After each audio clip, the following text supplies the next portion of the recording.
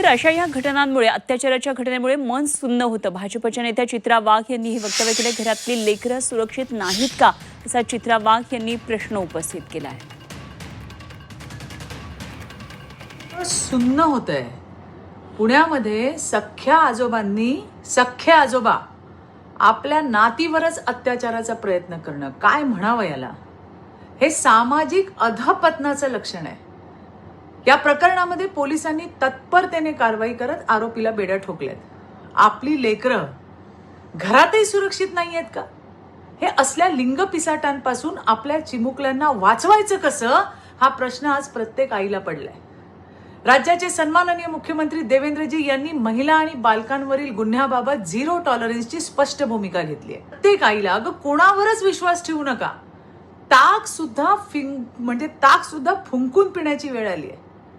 हा प्रकार घराच्या आत घडतोय. जिथं लेकरं सर्वात सुरक्षित असायला हवीत, तिथेच धोका निर्माण होतोय. काळजी घ्या. सुरक्षित समाजासाठी शासन आणि सजग नागरिक जेव्हा एकत्र येतील, तेव्हाच अशा विकृतीला आपण आळा घालू शकू.